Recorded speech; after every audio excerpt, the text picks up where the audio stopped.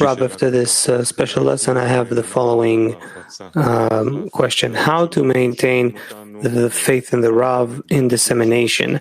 How to disseminate the truth even when it sounds unreasonable? I don't know. I'm learning from all the Kabbalists and all the generations.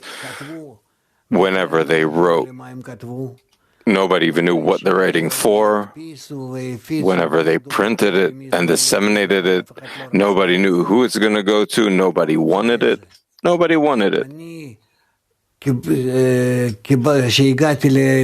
When I got to the Rabash, after a few months, the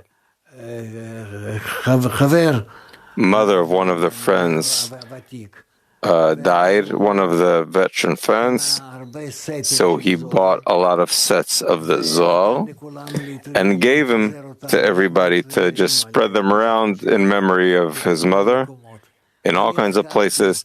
I took, and he asked me, I lived in Rehovot back then, I took those sets, like 5 or 6 sets, big sets. Every set had 20-something volumes, and I took them to Rehovot. I just wanted to give it free to anywhere, free. When should I bring it? Where to bring it to? Please just have it. Nobody wanted to take it.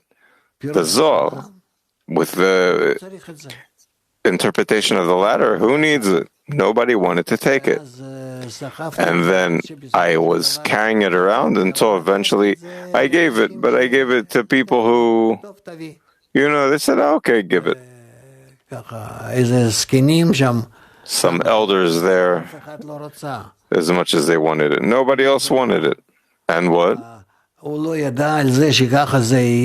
didn't know that this is what's going to be, and at his times, and after his times. But eventually a day will come, and you'll see that also now. When do we open Zohar? When do we study it? A bit here and there. But for sure, a time will come, and the people that will open it will see what it's speaking about. We as if don't know how to read this language. But it didn't stop him from writing. Same thing with us. We must spread this into the world. It is included in everybody, whether they want it or not, it's there. That's how it works. It goes out to the air of the world.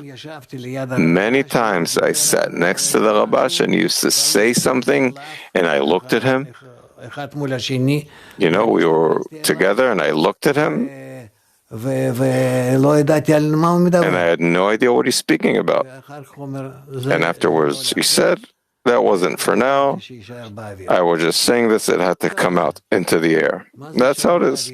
What do you mean, be in the air? Let it be, because there's a difference if somebody takes it, puts it out of his mouth. It's better in front of a few people. Even if they don't understand, it already comes out to the air of the world. It already has a certain revelation, and it will be continued. How to disseminate, to just disseminate to the air of the world is not measurable. That's what the impression I get from people, from friends, that we don't see a lot of response. And it means that it's not good. How do we measure it? How do search? It's all given to us from the Creator. Those are the states that we need to work in. What can you do? There's nothing you can do. We are in the service of the Creator, and whatever we can, we need to do it. And I guess that is the work that will cause the correction, and not anything else. If he wanted to do something else, he would. Last question. How to disseminate without making a calculation of whether they hear or don't hear, what will be the response, just to disseminate? Try and be as close to people as you can, not write in an indirect way, but keep it direct and maybe as convenient as you can to people, but tell them the truth. And don't be afraid. Don't be afraid. So maybe they'll think you're crazy. Okay. That's the reward for the work.